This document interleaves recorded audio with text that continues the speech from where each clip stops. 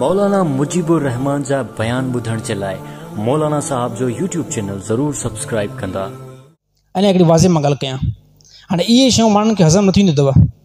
जंहिं माण्हू जे अंदरि अगरि को फॉल्ट आहे न, अल्लाह न करे अगरि कोई मुंहिंजो बयानु शराबी ॿुधंदो न, शराबी, ऐं जंहिंमें चुम शराब ग़लति आहे, अल्लाह जी लानत वसंदे हुनजे मथां, अल्लाह जो कहर हुनजे मथां वसंदो आहे, चवंदा मौलवी कूड़ थो ॻाल्हाए। कहिड़ी जहिड़े न के इल्म जी ख़बर, हा छा चवंदो कहिड़ी न के इल्म जी ख़बर। साईं इहो तुंहिंजे अंदरि जेको फॉल्ट घिरियल आहे न, मां इन जी ॻाल्हि कई आहे, इन में तोखे बाहि लॻी आहे।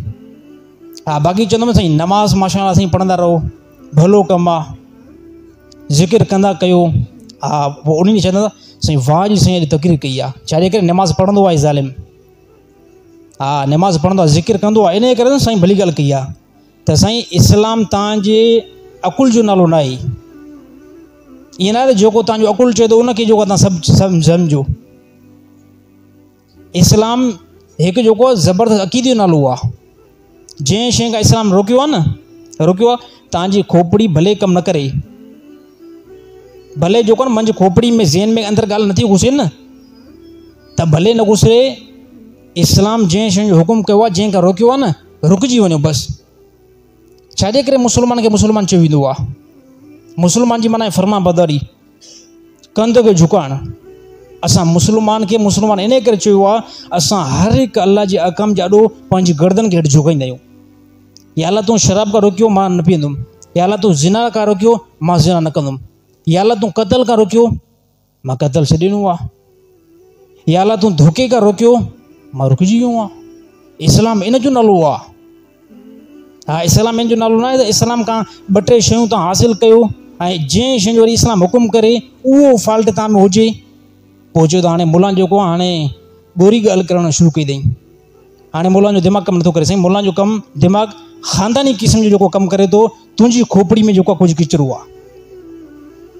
घणा माण्हू ईअं ई चए साईं तव्हां जेको तक़रीर जेको आहे ठीकु नथा कयो, तव्हांजे मथां वॾनि माण्हुनि जो एतिराज़ु आहे। साईं छाजे खां भला एतिराज़ु आहे?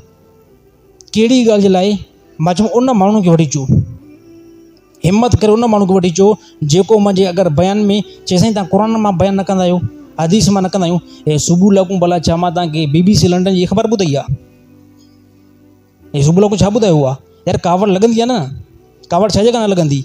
मिंबर ते वेही करे मां सुबुह लॻूं तव्हांखे छा ॿुधायो आहे? या नबी सल्लल्लाहु अलैहि वसल्लम तव्हांखे ॻाल्हि ॿुधाई, या क़ुर ॿुधायो आहे न साईं क़ुर खां तव्हां ॻाल्हि कयो ई नथा, क़ुर खां ॻाल्हि कयो ई नथा। साईं क़ुर खां ॻाल्हि नथो कयां त पोइ मां छा हिते तव्हांखे इख़बारूं थो ॿुधायां, या कोशिशि इख़बार तव्हांखे ॿुधाई आहे सुबुह लॻूं? तव्हांखे छा ॿुधायो आहे? भला ॻाल्हि इहा आहे त ॾिसो न, ॾिसो केतिरा दुकान हिते खुलियल आहिनि, कारोबार खुलियल आहिनि।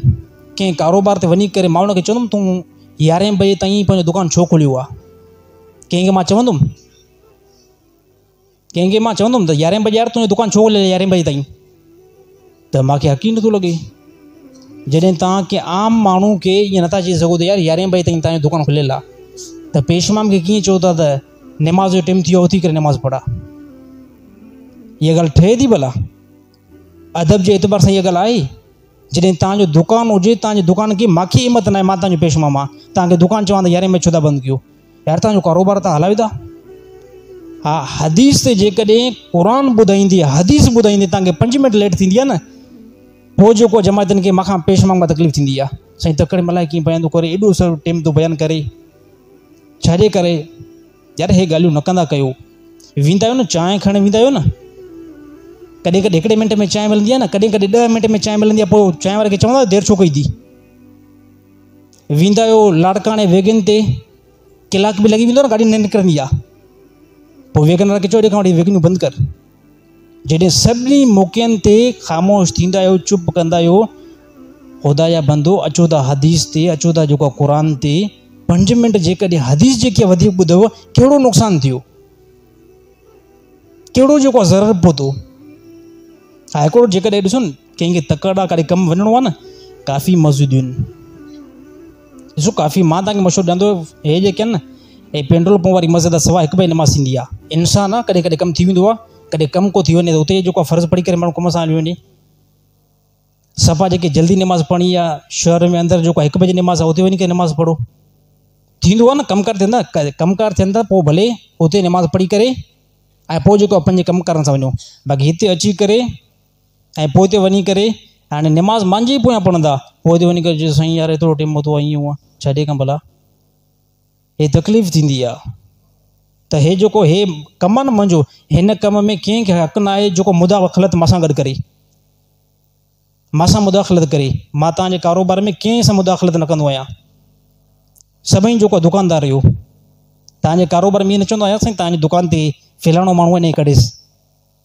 मां तव्हांजे कारोबार में तव्हां बि इमाम सां मुदाख़लत न कयो। अल्लाह ताला उन साधन खे जेको सम्झ नसीब अता फरमाए।